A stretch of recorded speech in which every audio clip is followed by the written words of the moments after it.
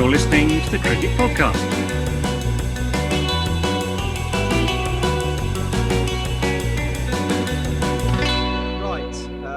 India, they have been playing 3 matches against South Africa. They are 2-1 down. Have you noticed anything interesting there? Just some of the selection I just think is a bit strange. Like, I'm not sure. In our Discord channel, we've obviously got thousands of messages around some of this stuff. And I'm just not sure they're picking the team that they should really be picking. South Africa look okay as well, actually, which is quite interesting. And I think that if we want to start thinking around the classic dark horses for the World Cup, South Africa going to get that tag again this year, Jack? Yeah, I mean, I think it could be on, couldn't it? I think it's kind of a weird series because I think they're both quite imperfect T20 sides. If we put South Africa to one side, I mean, they've got Dwayne Pretorius at 3 for crying out loud. He's got a ridiculous strike rate. He's got like a 170 strike rate, apparently. I know, but it just seems sort of strange, doesn't it? India, though, I think are the kind of more interesting one because once again they've kind of selected. I don't know what it is. Maybe it's you just have to be. Have you the game Pointless? Maybe what the selection for Indian T20 teams is that they go out, they send some people out into India, and they do a big game of Pointless. And whoever scores the highest on Pointless, so whoever gets recognised the most, family fortunes maybe a better way of looking at this. They get in the team. That's how it is. So it's like who knows Ruturaj Gaikwad? That's 97 out of 100 people. Was he any good? No, but everyone knows him. In you go, Ishan Kishan, same thing. Did he do anything? Has he done anything for 2 years? No, not really.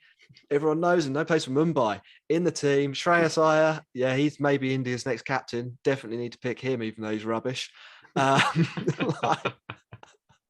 It's you have to get to 4 in their order before there's a player that definitely has a serious case of being in the team, and even Rishabh Pant did have a great year in the IPL, but had a couple of kind of questionable ones before that. Hardik, I like Hardik. I think Hardik should have when KL Rahul was ruled out, they should have made Hardik captain. Dinesh Karthik. Deserves to be there. I think it deserves to be there based upon it. But again, they've got 2 wicket keepers in this team now. Yeah, 3 wicket keepers. They got Ishan Kishan as well. It's just like this confusion. I think it's so strange that you don't have Prithvi Shaw, that they don't have Sanju Samson, and that they haven't in an irrelevant series played Rahul Tripathi.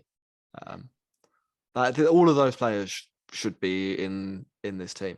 Yeah. And what's even more hilarious is that we know they're going to drop 2 of these guys for even worse players when it comes to the World Cup.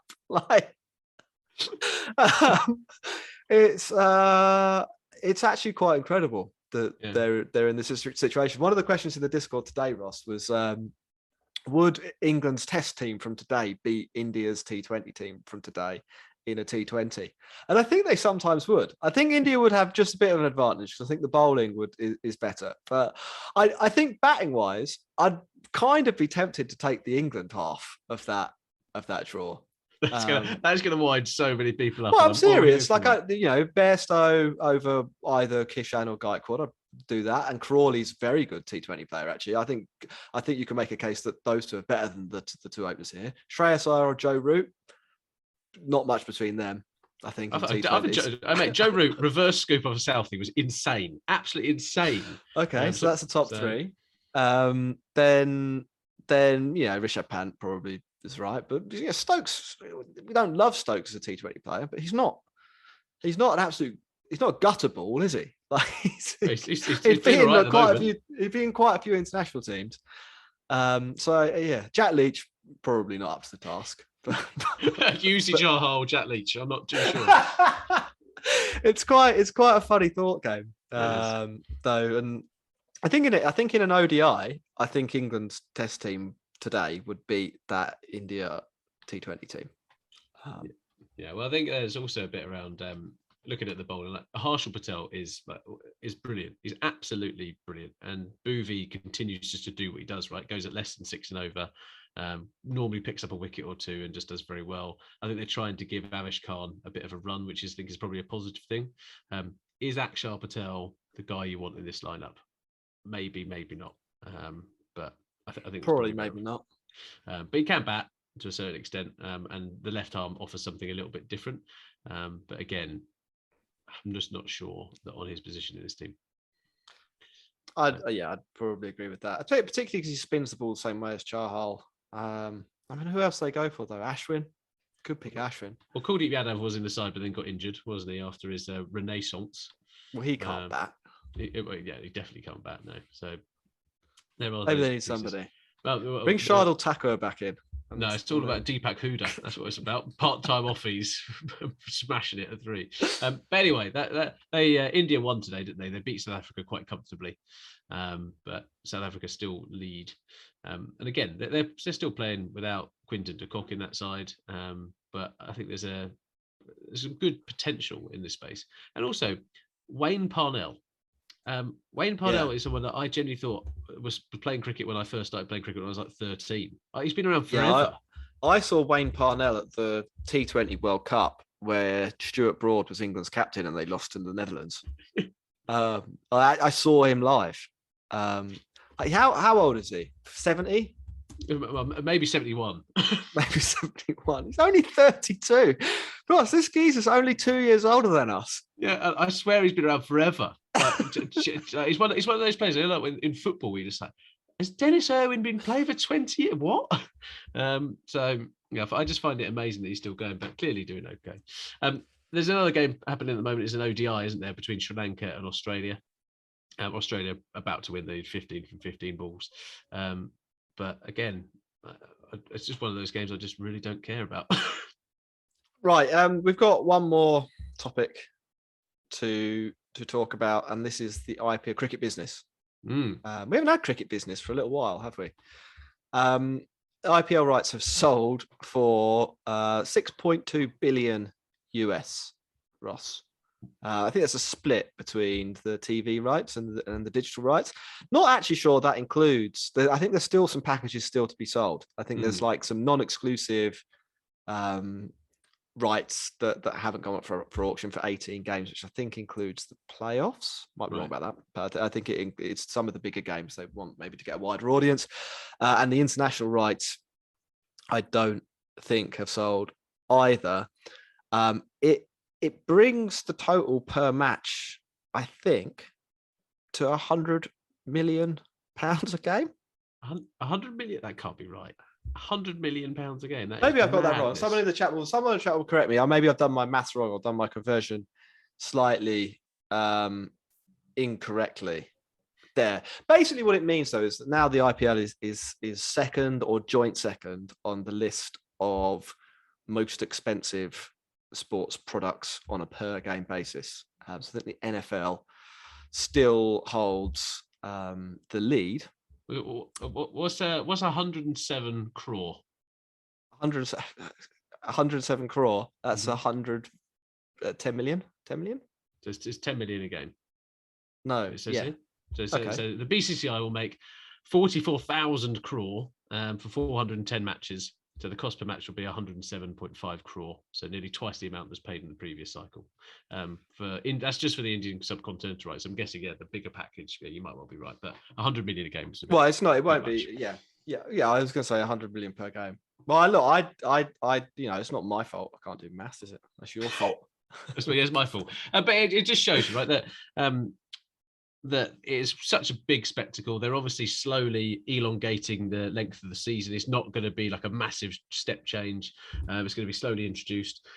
Jack, we've talked before about how the players who go to the IPL are underpaid in this and what they're there for, right, compared to some of the other sports who are operating on this scale. When do you see that changing? When they unionize. I think kind of annoyingly, our YouTube stream has just ducked out. So it's just us talking to each other. We might have to edit this into a video to put out separately. Okay. A union is basically the answer to that. It's pretty crazy that we're in a situation where the value per game can double between seasons. But the players are on the same wage as they were last year, and they've kind of got no recourse to increase that amount. They don't. There's no free agency or contract negotiation or anything in that way. There's like a closed auction with a salary cap, and that is the way that money is allocated. I can't remember. Do you remember what the figure was? Was it like 25% of the money or 30% of the money from TV rights was going to players before this season versus something like 60 or 70%, I think, in the Premier League. I you know, I'm surprised that sorry, I'm just going to end that stream so it doesn't do that later. I'm surprised that no, there hasn't been sort of a move towards unionization. I think probably the reason there has been is that people are scared of losing out on quite a lot of money, and it is still quite a lot of money. Yeah, like if you're picked up in the IPL for, you know, and you're anywhere near an 11, you're going to make a good whack for your 2 months work. And perhaps it isn't worth it from your point of view, being the first person to sort of kick up a fuss. And if you're on the higher end of the pay scale, obviously there are other avenues open to you. There's quite a few rumours of, well, effectively backhanders going around in the IPL. There's definitely some reasonably decent sponsorship opportunities if you're one of the star players. So maybe you just don't care about it if you're one of the elite guys, because you're making so much money elsewhere. But it is serious. It's a license to print money, isn't it? And we saw the price of some of those franchises sold for, and it looked eye-watering. And then you see this TV deal, and you're like, that's probably not a bad deal. What did they sell for? Almost $1 billion.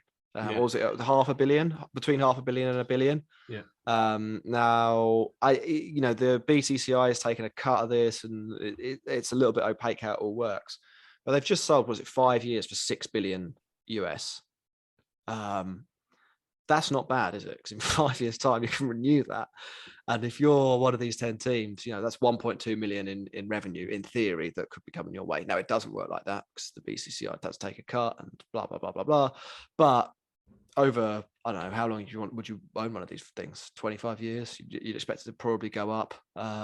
The revenue to go up in that time. Well, you look at CSK, right? And that when they bought that franchise, is now worth more than the India Cements. So it's like there is that bit where it's just going to grow and grow and grow. It just seems to be like the bit of how they keep it relevant, because we even found it covering on this side of things that the interest in IPL kind of waned at certain points in it because it was so long. And I think they will need to change how they do some of the scheduling. And I think on the Discord, you were talking about like IPL Friday nights and running games concurrently. I think that's definitely what needs to happen.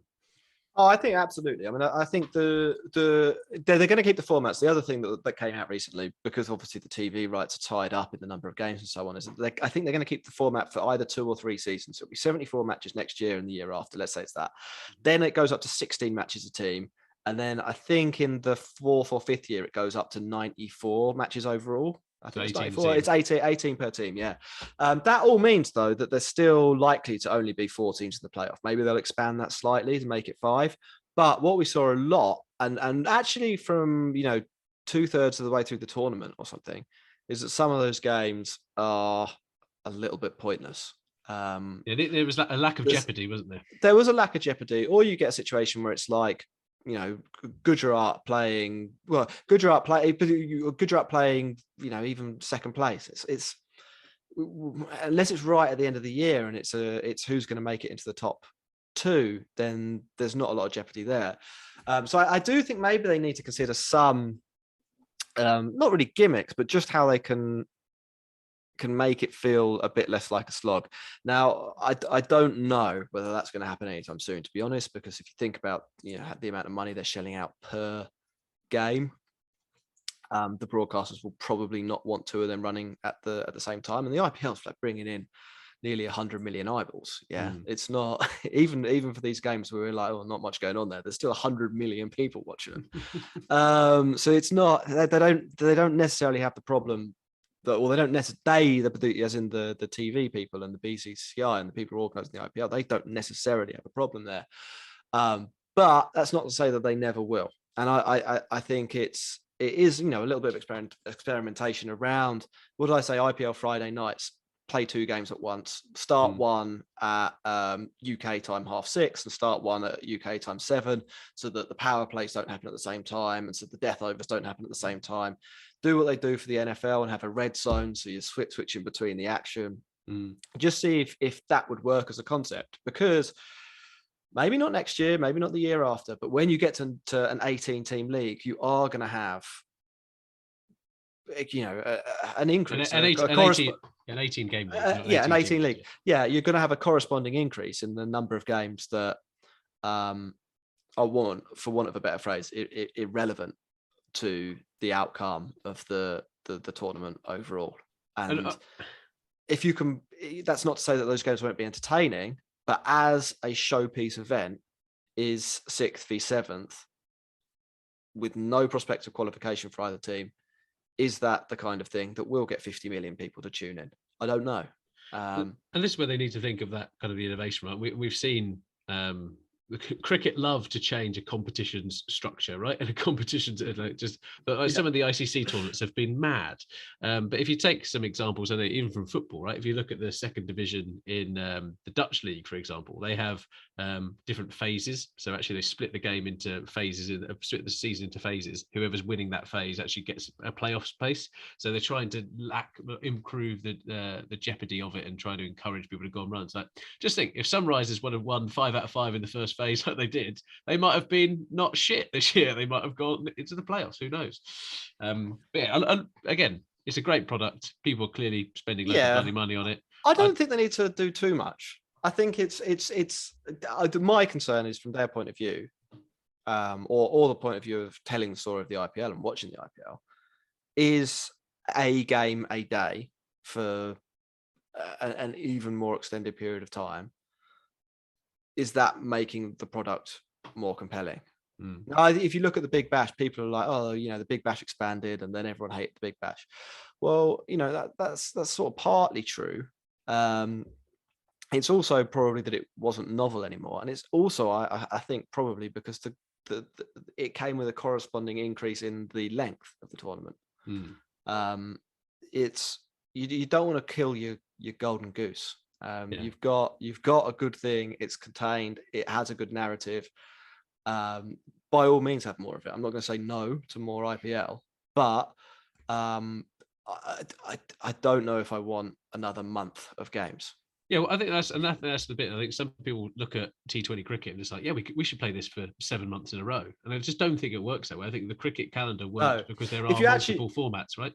If you want a good example of how a tournament can sort of work in a more truncated version, look at the Blast. They're playing 2 games in 2 nights regularly. These teams, it's T20 cricket. It's much closer to like baseball or something than it is to the English Premier League football. Like it is possible to play twice in a week in 3 days, play Friday night and then Sunday night. Like you can do that. Now the distances in India make that a little bit harder, admittedly. Like if you are playing in Bengal and then your next match is in Delhi, probably that's a bit more of a challenge.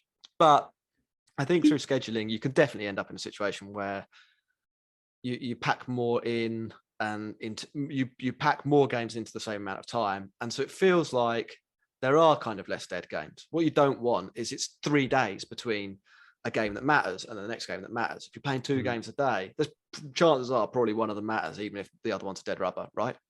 Yeah, and even like some of the work I'm doing at work at the moment is focused around sustainability and how organisations are looking to change. And actually, when you talk about the travelling in India, you might see them start to do different things like they did this year because of COVID, but actually do it for sustainability reasons, that you don't want people flying all over the country and all that kind of stuff. And sometimes the players just get sick and tired of it. If the players are flying around the country for 2.5 months, I think that some of them are just like, fuck that. I genuinely think that. Oh, yeah, especially if you know that you're only really doing it, to go back to the point about how much they're paid, especially if you know you're doing it and you've been ripped off as well. Now, I don't think we're at that stage. No one's unionized. No agents have kicked off. But I can't. I think it's a very tough sell to be like, you've got to play a match in 9 different locations in India. The playoffs are going to be somewhere completely different. You're going to be away from your family for 3 months, and it's going to be like, crazy no, you're basically in a bubble in India, aren't you? You're not, you're in a really nice bubble, but you are effectively in a bubble even when there isn't COVID. So I think not only from an environmental point of view, but like in terms of actually continuing to attract the top guys, either they will have to pay more if that's where they want to go, or they need to think about how they keep that tournament punchy, because that's what it is. That's what's great about it at the moment. The 74 games is maybe the upper end of it, but like there were still compelling matches until right near the end. Like there was still a lot of stories. Agree. It wasn't helped as well by a couple of teams just tanking completely from day one. like two of the teams just being like, yeah, we're not going to even try. Like we're just going to eliminate ourselves basically from contention by the halfway point. Like that probably didn't help the situation. And KKR barely stayed in contention, did they? So you had three teams that sort of didn't really turn up. Yeah. But these are not insurmountable changes, or insurmountable challenges, rather. There are solutions for this stuff. Look, and if you're making $6 billion US, like there's resources to sort these problems. Yeah, everyone's going to be transported to Mars, and we're going to play on Mars. All right, fine. I mean, I think that deal itself, it speaks to it speaks as a big endorsement of Sourav Gangulli's retirement fund, of how successful that product, if you will, has been. The IPL T20 cricket didn't exist 25 years ago. Like it did not exist. What are we on, our 60th Super Bowl? Mm-hmm. There's been the Premier League in its current guise is 30, but the top division English football, which people have been going to in their hundreds of thousands every weekend, has existed with hundreds of thousands of people going to it for over 100 years. T20 cricket didn't exist. The IPL didn't exist 15 years ago. They've turned up, and now it's at the absolute top table of sport. That is incredible. I think what we're talking about here is how you keep it there, or how you go to even the next level. Is to double down on a thing that is incredibly, incredibly successful, and it speaks as well to how good T20 cricket is as a sporting spectacle, that you actually can play a game a night and it's still good. You need 12 NFL matches on Sunday night for there to be a proper show. Like if you take any one of those NFL games, probably you're not going to see a great match. You'll see some great moments, but you won't necessarily see a great match. T20 cricket, it hits the spot for sporting drama probably 50% of the time. Like probably 50% of the time you're going into the last quarter and you're like, I have no idea what's going to happen here, or it is not over. And that doesn't happen in the NFL. It doesn't really happen in football so much, to be honest.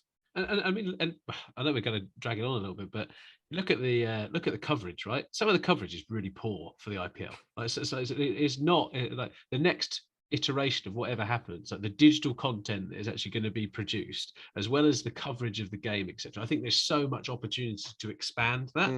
And I think they have to go and think around, right, how do we start to improve people's understanding of the game? How is data analytics actually put into this game? What should the coaches be saying, etc.? Like, there's so much more that they can do. So it should only get better. Yeah, well, I think that's a good point to end. Reminder, we're at Patreon. No, we're patreon.com/the Cricket Pod if you want to support us directly, or at the Cricket Pod on Twitter and Instagram. We'll put this out as a separate video. I mean, if you're, I don't know, you won't know that until now. But yeah, for some reason our stream data died, but we're still on a call to each other, so it can't be the internet. No, it has to be YouTube or the bloody Streamlabs thing that we use. Yeah. Right, thank you for listening. Cool. Goodbye. Bye.